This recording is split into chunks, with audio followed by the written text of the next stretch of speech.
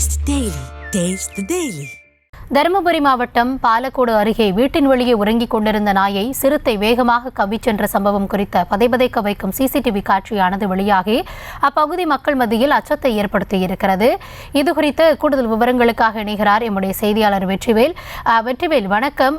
தற்பொழுது சிறுத்தை எந்த பகுதியில் நடமாடுவதாக வனத்துறை தரப்பில் தெரிவிக்கப்பட்டிருக்கிறது? அதனை கூண்டு வைத்து பிடிக்க நடவடிக்கை மேற்கொள்ளப்பட்டிருக்கிறதா? என்ன கள தகவல்கள்?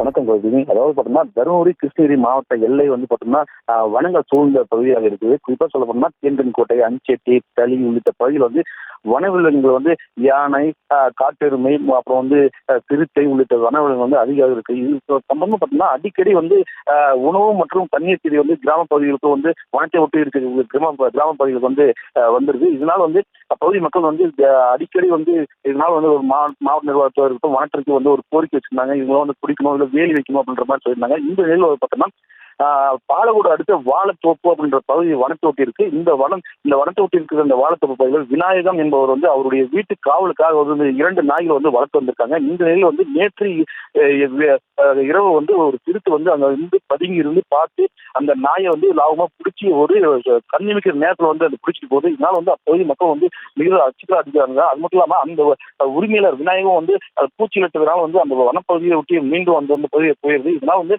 அடிக்கடி வந்து இந்த சிறுத்தை வந்து அந்த பகுதியை வந்து அந்த வாழைத்தோப்போ வனத்தை ஒட்டி இருக்கக்கூடிய அந்த மலையிலே வந்து வாழ்ந்து வரதுனால வந்து அடிக்கடி இந்த கிராம பகுதிகளுக்கு வந்துடுது. இதனால வந்து மக்களும் வந்து பெரிய அச்சத்தில் இருக்காங்க. இதனால வந்து வனத்துறையினை வந்து கூண்டு வச்சு பிடிச்சு அடர்ந்த வனப்பகுதிகளுக்கு வந்து விடணுன்ற ஒரு கோரிக்கை வச்சிருக்காங்க. அது மட்டும் இல்லாம அந்த வனத்தை ஒட்டி இருக்க அந்த கிராம பகுதிகளுடைய வேலி வந்து அமைச்சு வனவிலங்குகள் உள்ள கிராம பகுதிகளுக்கு வராம இருக்கிறதுக்கு வந்து வனத்துறையினை வந்து நடவடிக்கை எடுக்கணும்னு சொல்லி ஒரு கோரிக்கை வச்சிருக்காங்க. ரோகிணி,